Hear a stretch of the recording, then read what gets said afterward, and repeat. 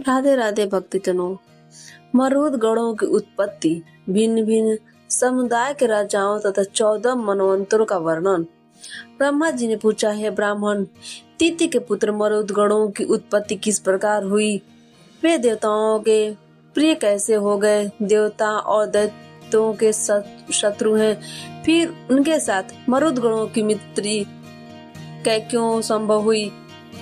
पुलस जी ने कहा, हे भीष्म, पहले देवासुर संग्राम में भगवान श्री विष्णु और देवताओं के द्वारा अपने पुत्र पौत्रों के मारे जाने पर तिथि को बड़ा शोक हुआ।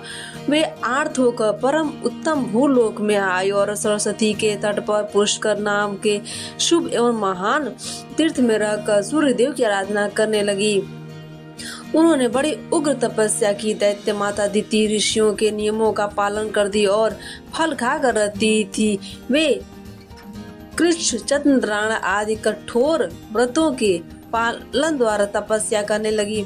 जरा और शोक से व्याकुल होकर उन्होंने 100 वर्षों से कुछ अधिक काल तक तप किया।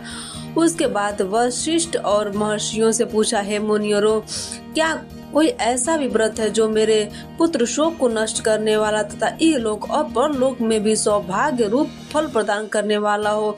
यदि हो तो बताइए। वशिष्ठ आदि महर्षियों ने ज्येष्ठ की पूर्णिमा का व्रत बताया तथा दिति ने भी उस व्रत का संगोपांग वर्णन सुनकर उसका यथावत अनुष्ठान किया। उस व्रत के महात्म्य से प्रभावित होकर कश्यप जी बड़े प्रसन्नता के साथ दिति के साथ आश्रम पर आए। दिति का शरीर तपस्या से कठोर हो गया था, किंतु कश्यप जी ने पुनः रूप और लावण्य से युक्त कर दिया और उनसे वर मांगने का अनुरोध किया। तब दिति ने वर मांगते हुए कहा, भगवान, मैं इंद्र का वध करने के लिए एक ऐसे पुत्र की याचना करती हूँ जो समृद्धशाली, अत्यंत तेजस्वी तथा समस्त देवताओं का संहार करने वाला हो। कश्यप जी ने कहा, हे शुभे, मैं तुम्हें इंद्र का घातक एवं बलिष्ठ पुत्र प्रदान करूंगा। तत्पश्चात कश्यप ने दिति के उदर में गर्भ स्थापित किया और कहा, देवी, तुम्हें 100 वर्षों तक इसी तपोवन में रहकर इस गर्भ की रक्षा के लिए यत्न करना चाहिए। गर्भिणी को संध्या के समय भोजन नहीं करना चाहिए तथा वृक्ष की जड़ के पास न तो कभी जाना चाहिए और न ठहरना ही चाहिए। वह जल के भीतर न घुसे, सुने घर में प्रवेश न करे, बावी पर खड़ी न हो, कभी मन में उद्वेग न आए, सुने घर में बैठकर नख अथवा राख से भूमि पर रेखा न खींचे, न तो सदा अलसाकर पड़ी रहे और न अधिक परिश्रम ही करे। भूसी, कोयल, राख, हड्डी और खपड़े पर न बैठे, लोगों से कलह करना छोड़ दे, अंगड़ाई न ले, बाल खोलकर खड़ी न हो और कभी भी अपवित्र न रहे, उत्तर की ओर अथवा नीचे सिर करके कभी न सोए, नंगी होकर, उद्वेग में पड़कर और बिना पैर धोए भी शयन करना मना है। अमंगल युक्त वचन मुंह से न निकाले, अधिक हंसी मजाक भी न करे, गुरुजनों के साथ सदा आदर का बर्ताव करे, मांगलिक कार्यों में लगी रहे, सर्वोच्च औषधियों से युक्त जल के द्वारा स्नान करे, अपनी रक्षा का प्रबंध कर रखे, गुरुजनों की सेवा करे और वाणी से सबका सत्कार करती रहे, स्वामी के प्रिय और हित में तत्पर रहकर सदा प्रसन्न मुखी बनी रहे, किसी भी अवस्था में कभी पति की निंदा न करे। यह कहकर कश्यप जी अपने प्राणियों को देखते देखते वहां से अंतर्धान हो गए।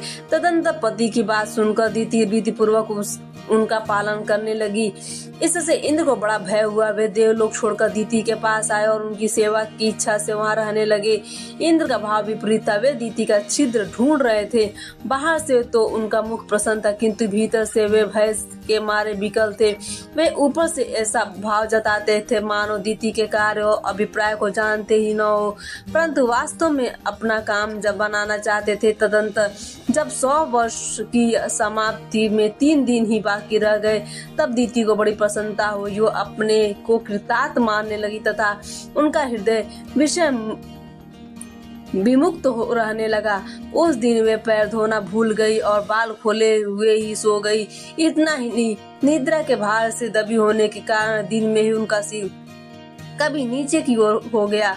यह अवसर पाकर शशिपति इंद्र दिति के घर में प्रवेश कर गए और अपने ब्रज के द्वारा उन्होंने उस गर्भस्थ बालक के 7 टुकड़े कर डाले। तब 7 टुकड़े सूर्य के समान तेजस्वी 7 कुमारों के रूप में परिणत हो गए और रोने लगे।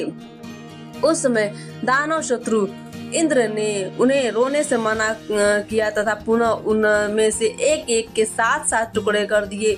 इस प्रकार 49 कुमारों के रूप में होकर वे जोर जोर से रोने लगे। तब इंद्र ने माँ रुद्रध्वम मत रो ऐसा कहकर उन्हें बारंबार रोने से रोका और मन ही मन सोचा कि ये बालक धर्म और ब्रह्मा जी के प्रभाव से पुनः जीवित हो गए हैं। इस पुण्य के योग से ही इन्हें जीवन मिला है। ऐसा जान के वे इस निश्चय पर पहुंचे कि यह पौर्णमासी व्रत का फल है। निश्चय ही इस व्रत का अथवा ब्रह्मा जी की पूजा का यह परिणाम है कि वज्र से मारे जाने पर भी इसका विनाश नहीं हुआ है। वे एक से अनेक हो गए फिर भी उधर की रक्षा हो रही है। इसमें संदेह नहीं कि वे अवध्य हैं, इसलिए ये देवता हो जाए। जब रो रहे थे उस समय मैंने इन गर्भ के बालकों को माँ रुद्र कहकर चुप कराया है, इसलिए ये मरुत नाम से प्रसिद्ध होकर कल्याण के भागी बने। ऐसा विचार कर इंद्र ने दीति से कहा, माँ मेरी अपराध क्षमा करो, मैंने अर्थशास्त्र का सहारा लेकर यह दुष्कर्म कार्य किया। इस प्रकार बारंबार कहकर उन्होंने दीति को प्रसन्न किया और मरुद गणों को देवताओं के सम्मान बना दिया। तत्पश्चात देवराज ने पुत्रों सहित दीति को विमान पर बैठाया और उनको साथ लेकर वे स्वर्ग को चले गए। मरुदगण यज्ञ भाग के अधिकारी हुए। उन्होंने असुरों से मेल नहीं किया, इसलिए ये देवताओं के प्रिय हुए। भीष्म जी ने कहा, ब्राह्मण आपने आदि सर्ग और प्रतिसर्ग का विस्तार के साथ वर्णन किया, अब जिनके जो स्वामी है उसका वर्णन कीजिए। पुलस जी बोले, राजन जब इस पृथ्वी के संपूर्ण राज्य पर अभिषिक्त होकर सबके राजा हुए उसमें ब्रह्मा जी की चंद्रमा को अनंत ब्राह्मण व्रत और तपस्या का अधिपति बनाया। हिरण्यगर्भ को नक्षत्र तारे पक्षी वृक्ष झाड़ी और लता आदि का स्वामी बनाया। वरुण को जल का, कुबेर को धन का, विष्णु को आदित्यों का और अग्नि को वसुओं का अधिपति बनाया। दक्ष को प्रजापतियों का, इंद्र को देवताओं का, प्रहलाद को दैत्यों और दानवों का, यमराज को पितरों का, शूलपाणी भगवान शंकर को पिशाच राक्षस पशु भूत यक्ष और वेताल राजाओं का, हिमालय को पर्वतों का, समुद्रों को नदियों का, चित्ररथ को गंधर्व विद्याधर और किन्नरों का, भयंकर पराक्रमी वासुकी को नागों का, तक्षक को सर्पों का, गजराज ऐरावत को दिग्गजों का, गरुड़ को पक्षियों का, उच्चैश्वा को घोड़ों का, सिंह को मृगों का, सांड को गौओं का तथा पल्छ यानी पाकड़ को संपूर्ण वनस्पतियों का अधीश्वर बनाया। इस प्रकार पूर्व काल में ब्रह्मा जी ने इस सभी अधिपतियों को भिन्न भिन्न वर्ग के राजपद पर अभिषिक्त किया। हे कौरव नंदन, पहले स्वयंभू मनवंतर में याम नाम से प्रसिद्ध देवता थे। मारीच आदि मुनि ही सप्त ऋषि माने जाते हैं। अग्नाद्रि, अग्निबाहु, विभु, सवन, ज्योतिषमान, विद्युतमान, हव्य, मेधा तिथि और वसु, ये 10 स्वयंभू मनु के पुत्र हुए। उन्होंने अपने वंश का विस्तार किया। ये प्रतिसर्ग की सृष्टि करके परम पद को प्राप्त हुए। यह स्वयंभू मनवंतर का वर्णन हुआ।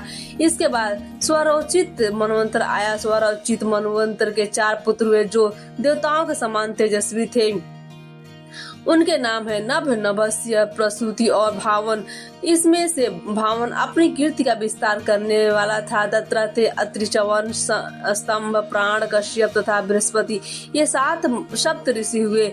उस समय तुषित नाम के देवता थे।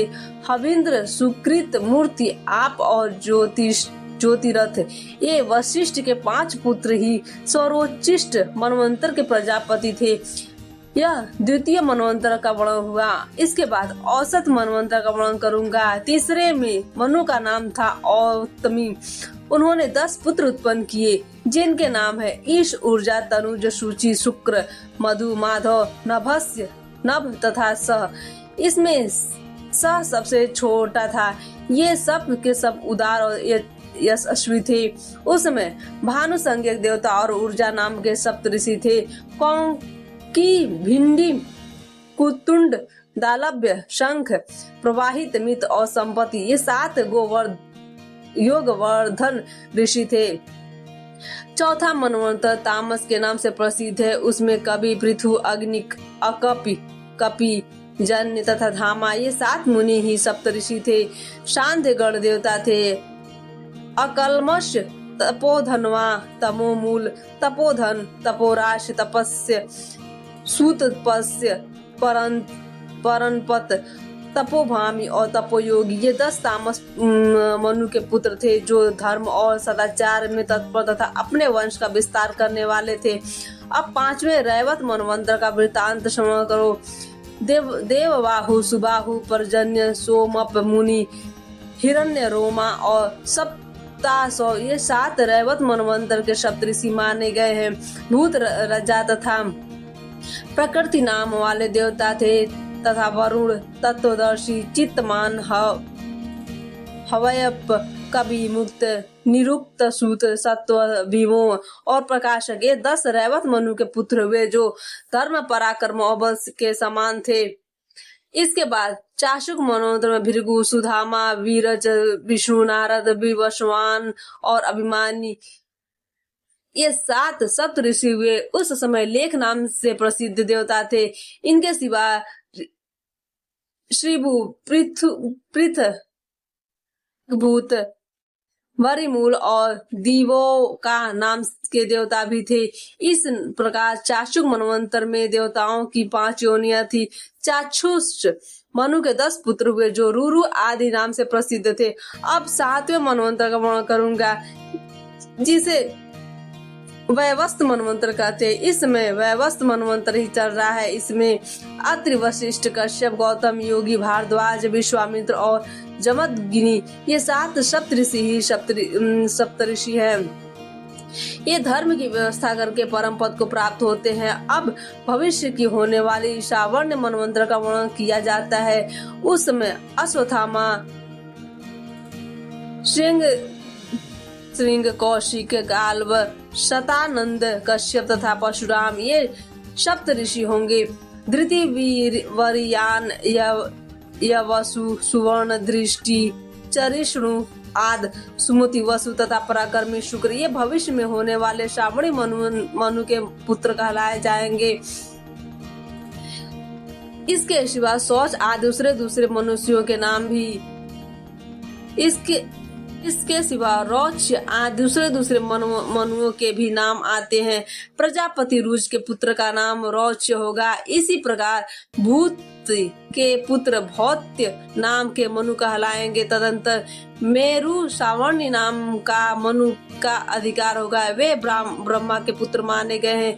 मेरु सावर्णी के बाद क्रमशः शिवु, वित्तधामा और विश्वक से नाम का मनु होंगे। हे राजन, इस प्रकार मैंने तुम्हें भूत और भविष्य मनुओं का परिचय दिया है। इन 14 मनुओं का अधिकार कुल मिलाकर 1000 चतुर्युग तक रहता है। अपने अपने मनवंतर में इस संपूर्ण चराचर जगत को उत्पन्न करके कल्प का संहार होने पर ये ब्रह्मा जी के साथ मुक्त हो जाते हैं। ये मनु प्रति 1 सहस्त्र चतुर्युगी के बाद नष्ट होते रहते हैं और ब्रह्मा आदि विष्णु का सायुज्य प्राप्त करते हैं। आज की कथा यहीं पर समाप्त होती है।